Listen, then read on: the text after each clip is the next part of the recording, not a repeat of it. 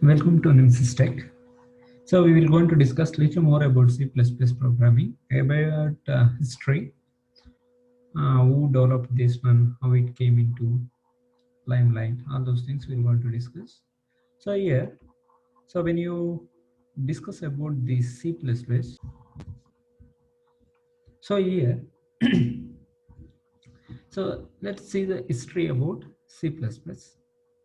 History of C++ is interesting to know. So it's very interesting basically. Here we are going to discuss brief history about C++ language.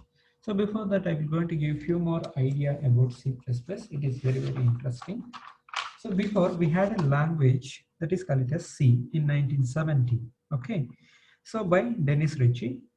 So this one was very popular. After that, we have found lot of problems in C.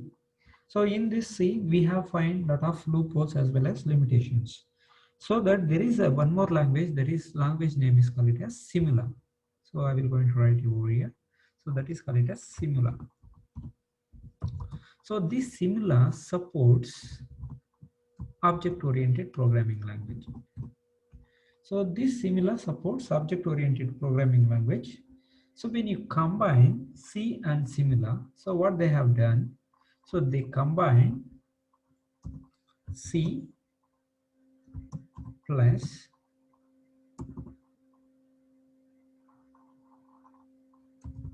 Simula. So they got the language that is called as C++.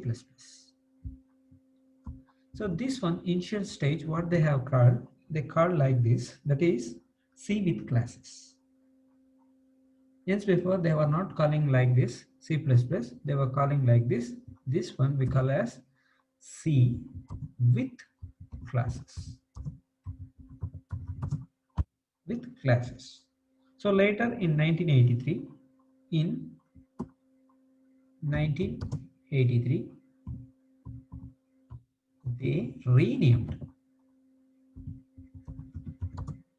C with classes as a C++. Here also very interesting thing is C is a language. Again, plus plus, it is in an increment as like operator, increment operator or operation. So they have added little more features in the C language. Finally, they called as a C++ language. So this is one kind of history you can able to find in the books and all.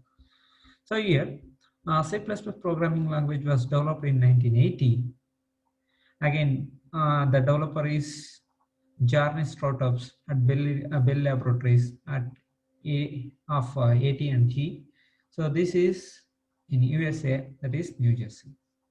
So this Jarnes startup is known as a father or founder of C language. C++ language. He is the founder of C++ language. So you can able to see his picture over here. It's a very interesting one. So is the basically we can call this father also, no problem. So you can call father also, no problem. Founder also, no problem. So what is there in that?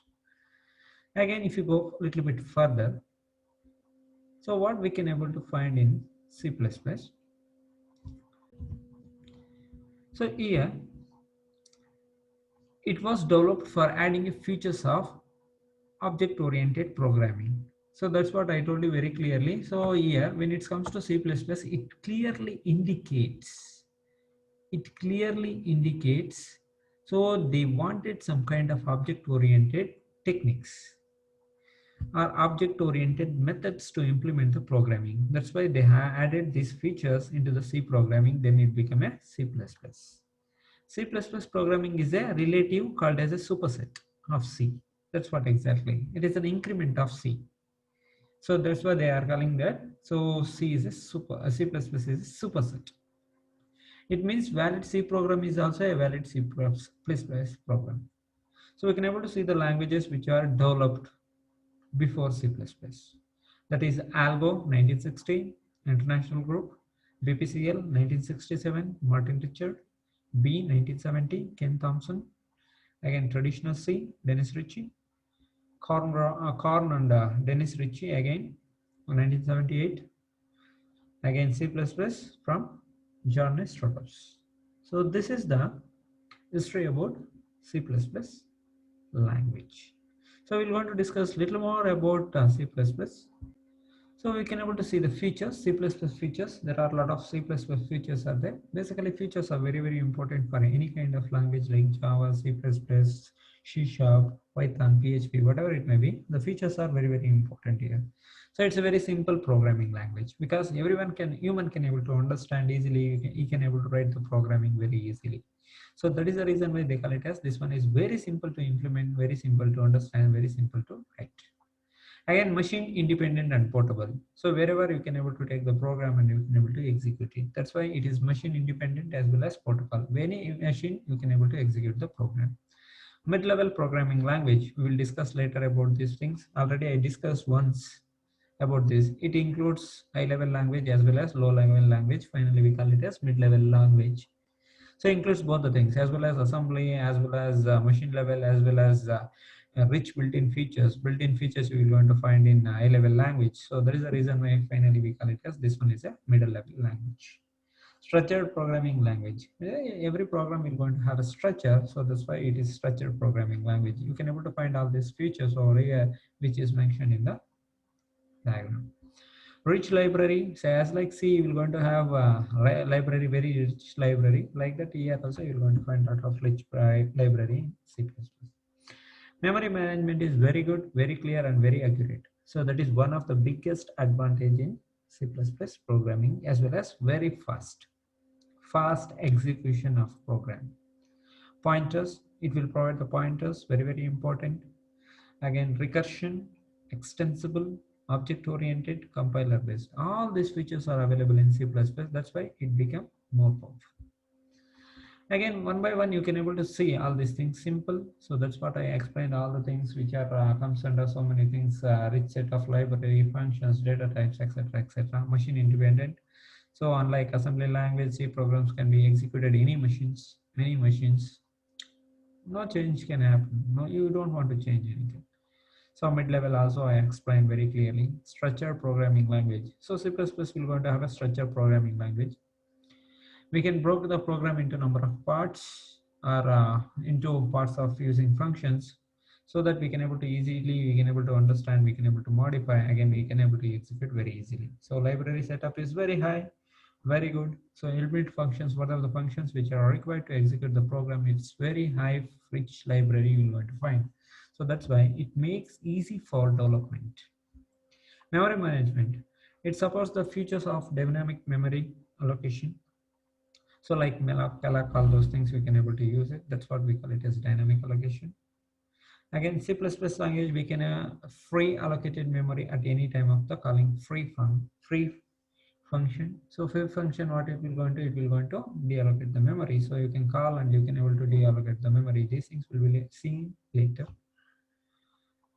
Further, if you go further, speed is good. Again, pointer, it provides the pointer feature facility. Again, recursion is there, extensible is there, object-oriented, compiler-based. So compiler is the software, which we will going to use the software here, compiler, that is GCC compiler. So very important one, you need to understand, you need to be very careful with these kind of things. These are all the features which are helpful for the C++ programming. So that is the reason why C++ is a very significant programming language. So again, how to implement all this programming? How to implement C programming? What are the requirements which are required? There are n number of IDs are available. You can able to see, to execute a program, traditionally we will want to use Turbo C++ ID, integrated development environment. So basically you can able to see this one. This is very traditional one, orthodox. Again, when it comes to C or C++, you can able to have a lot of things here. Code blocks is there, Qt, NetBeans, again Eclipse, Div C++. So many things are there. You can able to use all these things. So it will support everything. So that is the one biggest advantage of C++. So it is your choice. You will choose which IDE is required and do it. Again, you can able to see the difference between C and C++. Very important. C follows the procedure style of programming, but here, so C is a multi-paradigm. It supports both procedure as well as object-oriented programming. So you can able to find the difference procedure, but here both the things, procedure as well as object-oriented. Data is less secured in C, but here very secure data because we will want to use access specifiers here. Okay, you can use the modifiers for the class members to make it. Modifiers are there. So like private, public, all those access specifiers. So that's why. So inaccessible to outside user. Nothing but it says that very clearly secure data. We can able to secure the data here. Top-down approach here, bottom-up approach. So it does not support function overloading, but it supports function overloading by C++. Again, you cannot use functions in C, functions in structure, but you can use functions in structure.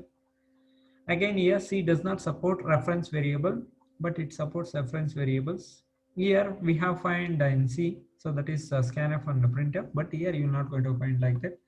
C in and C out are the main functions which we will want to use for execution. Again, take the inputs. So that is C in, you will want to take the data input. Again, C out, you will want to execute the data out as out. Operator overloading is not possible here. Here we can able to do operator overloading. That is one advantage over here. C programs are divided into procedures and modules. Here divided into functions and classes. So that is one of the biggest advantage over here. That is the reason why it supports object-oriented programming language. So C does not provide the features of namespace, but it provides the features of namespace. Exception handling is not easy in C. It has to perform using other functions, but here exception handling is very easy. So by using try and catch block, we can able to execute the exception handling. C does not support the inheritance, but it supports the inheritance C++. So that's what we have to understand. So C is very powerful. C++ is very powerful compared to C programming. Okay. So this is all about in this section. We will want to discuss little more about in further sections. Thank you.